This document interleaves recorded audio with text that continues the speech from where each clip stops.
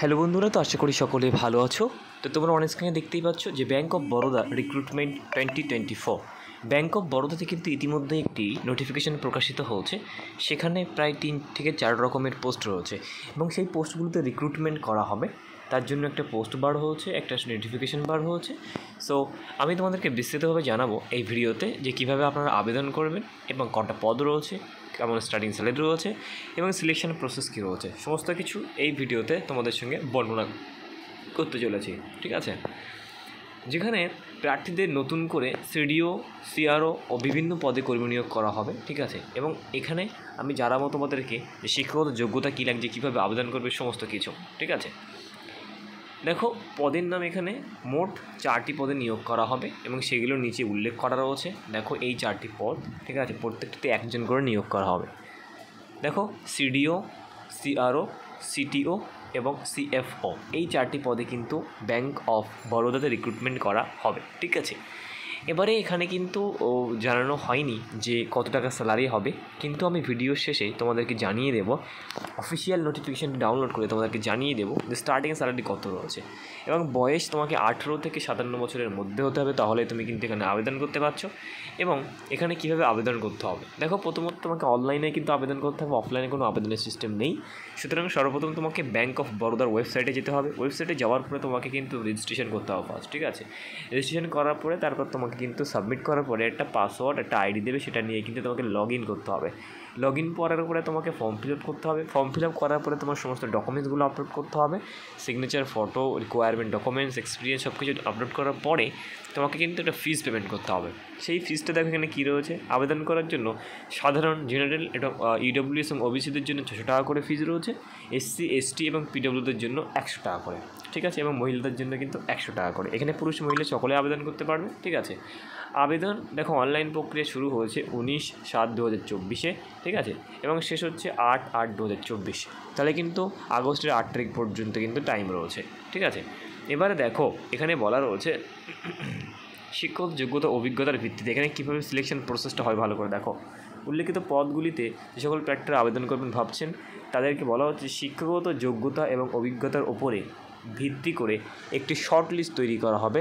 তারপর short list অনুযায়ী প্রার্থীদের ইন্টারভিউয়ের জন্য ডাকা হবে। ঠিক আছে, তাহলে তোমাদেরকে প্রথম সাবমিট করার পরে তোমাদেরকে ইন্টারভিউ শর্ট লিস্ট তৈরি করা হবে এবং শর্ট লিস্টে যাদের নাম আসবে শিক্ষাগত যোগ্যতার উপর ভিত্তি করে, তাদের এবং এক্সপিরিয়েন্সের উপর ভিত্তি করে তাদের কিন্তু ইন্টারভিউয়ে ডাকা হবে। ঠিক আছে, ইন্টারভিউয়ে ডাকার পরে তুমি যদি সিলেক্টেড হও তাহলে কিন্তু তোমার চাকরি নিশ্চিত।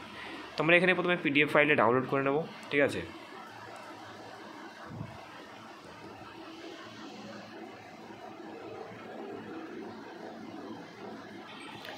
তো দেখো বন্ধুরা, আমি এই নোটিফিকেশানটি ডাউনলোড করছি ব্যাঙ্ক অফ বরোদার ওয়েবসাইট থেকে। ঠিক আছে, সেখানে লেখা রয়েছে দেখো, first recruitment of 4 experience specialist cadre professionals on the fixed term engagement on the contractual basic. ঠিক আছে, এখানে দেখো দেওয়া রয়েছে online registration of the application and payment of fees.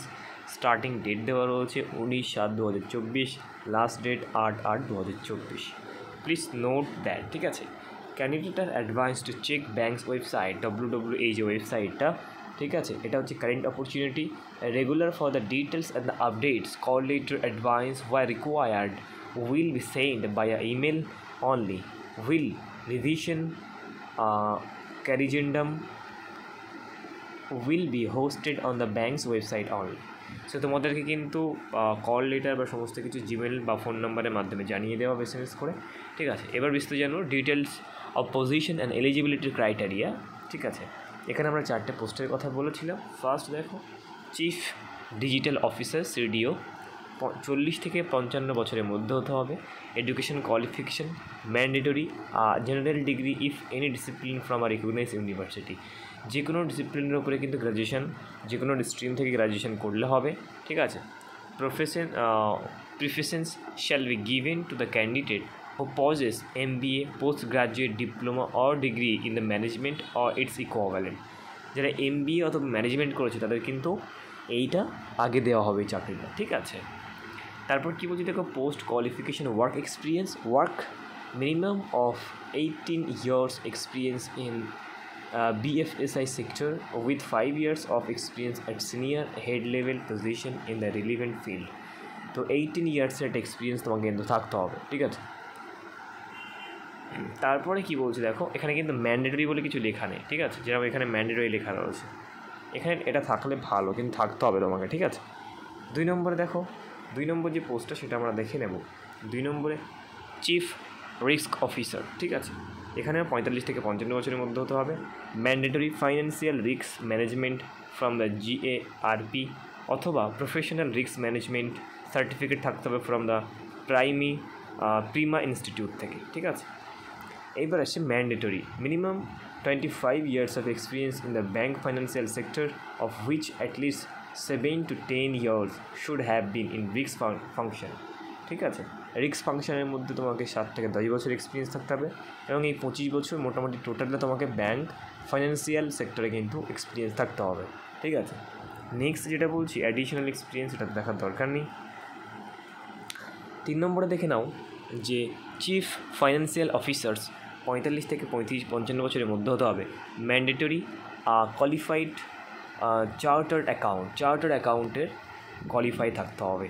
Minimum 15 years of experience in overseeing financial অপারেশনের উপরে তোমাকে 15 বছর এক্সপিরিয়েন্স থাকতে হবে। Preferably accounting and taxing matters in banks, large corporates and financial ইনস্টিটিউটের উপরে তোমাকে এরকম একটা থাকতে হবে, ঠিক আছে, যোগ্যতা। 4 নম্বরে চিফ টেকনোলজি অফিসার্স 40 থেকে 57 বছরের মধ্যে হতে হবে। Engineering graduate in the computer science information system অথবা others related field or MCA or equivalent qualification তোমাকে কিন্তু থাকতে হবে।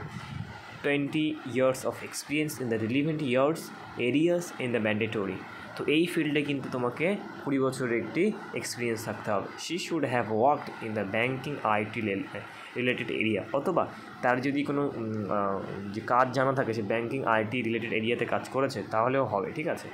তারপর কী বলছি দেখো, as detail in the annexe 2 nature of the engagement, ঠিক আছে। The engagement under the contract is for a period of 3 years or up to maintaining of the 62 years which আচ্ছা, ঠিক আছে।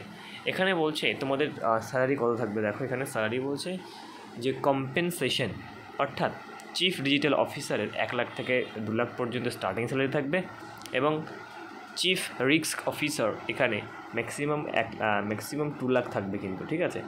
আচ্ছা, চিফ ফাইন্যান্সিয়াল অফিসার এখানে আছে 1,25,000 থেকে 1,75,000 টাকা পর্যন্ত থাকবে, আর চিফ টেকনোলজি অফিসার 1,25,000 থেকে 1,75,000 টাকা 75 পর্যন্ত থাকবে, ঠিক আছে। এবং location of posting Mumbai, however যেভাবে posting may be subject to change, posting change করা যাবে, ঠিক আছে।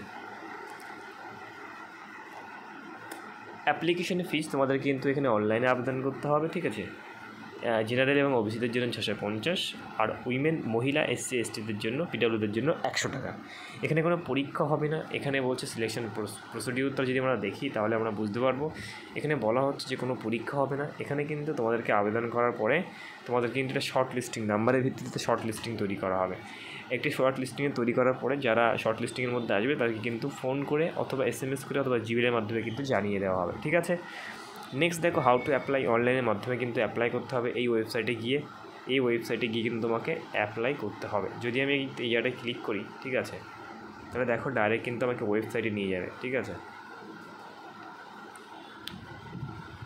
ওয়েবসাইটে নিয়ে যাবে, এখান থেকে আমাকে কিন্তু ওয়েবসাইটে যেতে হবে, ঠিক আছে, এবং এখান থেকে তোমরা ডাইরেক্ট অ্যাপ্লাই করতে পারবে, ঠিক আছে। And registered themselves online in the online corporation online available, ঠিক আছে। কেরিয়ার পেজে যাওয়ার পরে কারেন্ট অপরচুনিটি যাওয়ার পরে রিক্রুটমেন্ট ফর এক্সপিরিয়েন্স স্পেশালিস্ট এখানে ক্লিক করতে হবে। তারপরে তোমাকে ফর্ম ফিল আপ করে ফিস পেমেন্ট করলেই তোমাকে কিন্তু হয়ে যাবে, ঠিক আছে। তারপর বলছে পেমেন্ট অনলাইনে কিন্তু পেমেন্ট করতে হবে, সেটা তো আমি বলে দিয়েছি। তারপর কী রোজ জেনারেল ইনফরমেশান তেমন কিছু জানার নেই। অ্যানাউন্সমেন্ট কিছু তেমন নেই। আর কি আছে, এবারে বলছে রোল অ্যান্ড রেসপন্সিবিলিটি। এই যে 4টে পদ রয়েছে এদের কী রোল রয়েছে, role and responsibility, position, chief digital অফিসারের কী কী কাজ রয়েছে, driving digital transformation and the innovation in bank, এগুলো তোমরা দেখে নেবে। আমি পড়ছি না, আমি দিয়ে রাখবো আমাদের টেলিগ্রাম গ্রুপে তোমরা সেখান থেকে পেয়ে যাবে, জয়েনিং করবে গ্রুপে, এবং আমি ডিসক্রিপশানেও লিঙ্ক দিয়ে রাখবো, তোমরা সেখান থেকে ডাউনলোড করতে পারবে। নেক্সট রোল দেওয়া রয়েছে 2 নম্বরে চিফ রিস্ক অফিসারের রোল দেওয়া রয়েছে। নেক্সট দেখো আর কি রয়েছে, তারপরে রয়েছে তোমার 3 নম্বরে পজিশন চিফ ফাইন্যান্সিয়াল অফিসার, ঠিক আছে, প্রাইমারি রোল অ্যান্ড রেসপন্সিবিলিটি। তারপর 4 নম্বর চিফ টেকনোলজি অফিসার, এর কী কাজ সেটা বলে দেওয়া রয়েছে এখানে, ঠিক আছে। নেক্সট 2তে বলেছে guideline scanning for the photocopy and signature, তো ফটোকপি এবং সিগনেচার তোমাকে আপলোড করতে হবে। তো এখানে বলছে যে ফটোটা যেন অবশ্যই তোমাকে 20 থেকে 50 কেবির মধ্যে হয়, সিগনেচারটা যেন 10 থেকে 20 কেবির মধ্যে হয়, আর 140x6 পিক্সেলের মধ্যে হয়, আর এটা 200 থেকে 200x230 পিক্সেলের মধ্যে হয়। তো এইগুলো যদি না পারো আমাকে বলবে, আমি তোমাদেরকে দেখিয়ে দেবো কীভাবে ফটোটা সাইজ করতে হয়, ঠিক আছে, অনলাইনে। তো এটাই ছিল কিন্তু ভিডিও, ঠিক আছে। এবং SC ST OBC থাকলে কিন্তু তোমাদের সেই সার্টিফিকেটটা ওখানে আপলোড করতে হবে, ঠিক আছে। তো এটাই ছিল ভিডিও আজকের। সে ভিডিওটি কেমন লেগেছে অবশ্যই জানাবে, কারা কারা আবেদন করছে তোমরা কমেন্টে জানাতে পারো, ঠিক আছে। দেখা হচ্ছে নেক্সট ভিডিওতে, সকলে ভালো থাকবে।